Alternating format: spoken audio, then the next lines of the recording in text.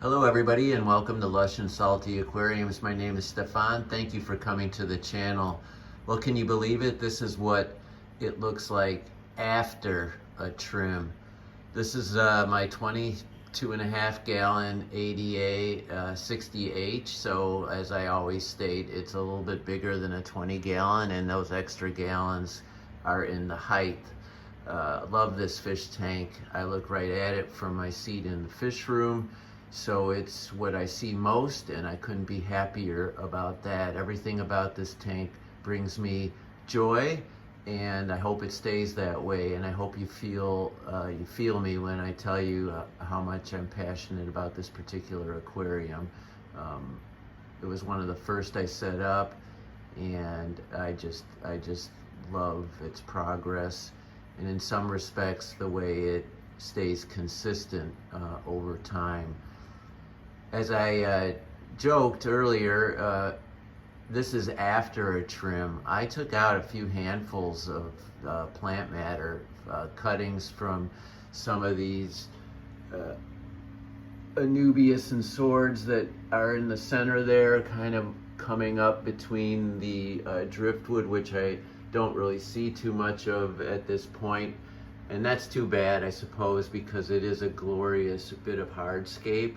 But I will always take robust plant growth over anything man-made when it comes to my aquariums. I won't say always, but certainly in this case. And you still get a sense of the zero stone and the heavy wood. And if I pull out some more leaves, obviously that will come into focus even more so. SP rasboras, those shimmering bronze fish, the cousin of the Harlequin rasbora, a bit smaller, I think flashier. My lovely little honey gourami, a fish who I always say is a great alternative to a betta fish if you want something super chill and equally colorful. There you go, the honey gourami. Very inexpensive too, super peaceful, gets along with everyone and everyone gets along with it. The rummy nose rasboras, the slate gray rasbora fish there with the red nose, looks like a rummy nose tetra but is in no way related to that fish, just a coincidence of nature. Some panda coreodoras, got quite a few of them in this aquarium. Always see some. Obviously, I never see them all. There are a number of fish I haven't seen in some time. A plecostomus, a longfin plecostomus that I adore, which I've never found a carcass, so I assume he or she is just in the aquarium scape somewhere. I've got this rotala, which I pulled a whole bunch of, just basically cut it as it starts to drip over the top of the water there, but I'm leaving the heavy bunch intact. I love the way it gets that little those little pink tips on its when it gets close to the light. I have Pogostemon octopus, this green spindly affair right there in the center, and then leopard veil dominating the back. And if it has its own mind, which Balisneria does, it will dominate this whole tank. So I did pull some entire plants out when I was doing the aforementioned trim.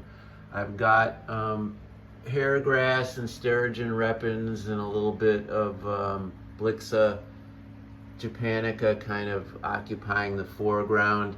I'm not looking for a carpet here. It's not a lot of space, honestly, to create a carpet. I just want a sort of natural vibe as opposed to just straight substrate. And since the bottom layers of the power soil and the Amazonian aqua soil and the pebbles and rockwork have all started to blend a little bit, the haphazard nature of the quote-unquote carpet is just fine. I think it works for me really well there. You see a big fat mystery snail. They're always, it seems, too big scale-wise for a nano tank. Now, this isn't technically a nano tank, but it's certainly not a large aquarium. But I love mystery snails. They're just a wonderful, peaceful organism, and they do a good job cleaning the algae. And you know, when people come and look at this aquascape and everything in it, they always immediately point to the snail, and you know, look at its antenna, look at that beautiful color of the foot and the shell, etc., etc. So don't sleep on your mystery snails. They're a crowd pleaser, and I have them in just about all of my tanks. This aquarium runs CO2. You see the stainless steel diffuser there.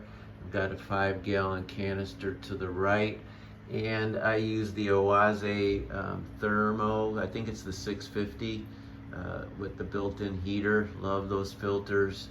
I got the quick connects on there, so it makes cleaning it a lot easier. That's the only flaw, honestly, if you want to get down to it, with the Oase Thermo Bio, you know, those filters, is they don't come with quick connect attachments. So if you don't have these, which I got those from UNS, you have to pull out all the tubing when you're going to clean the tank, and you have to be mindful of water spillage and all the rest of it. But Quick Connects, Higer makes them, I believe, and a couple other brands now. They're just a very, very good use of your money if you're doing canister filters, and they don't come with a built-in apparatus for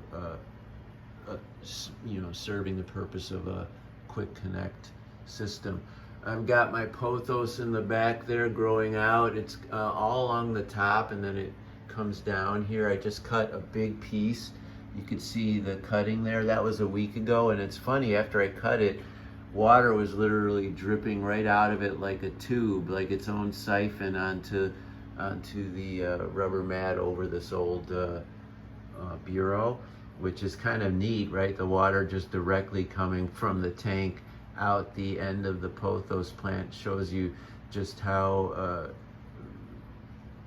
clean and simple the plumbing is for that particular plant, and how come it's so popular as a nitrite nutrient remover for all aquariums, because it pulls water almost like a siphon and then cleans it while it does so, while it feeds itself. What else can I tell you about this aquarium? The fish are they're static, but that doesn't mean they're unhappy. I think it means they're just chill. They're very comfortable in this environment. I should hope so. If I was a fish, a small fish, I'd be pretty freaking comfortable in this environment too. But they don't flit about the tank like in some other aquariums where I keep similar fish, and I attribute that to the intense amount of plant cover and the water conditions in general. They're just happy to sort of hang, right, waiting for little particles to drift by them, and maybe they'll take a bite from out of the water column like that. There's plenty of Autosynclus in here. I think I see one there tooling around up that leaf. There's different snail species besides the mystery snail, Neocaridina shrimp, Amano shrimp. If you have any questions or want to learn more about this, one of my favorite tanks, please, by all means, ask. I'd love to answer you, and I promise I will. But until then, always keep your hands in the tank. Ciao for now.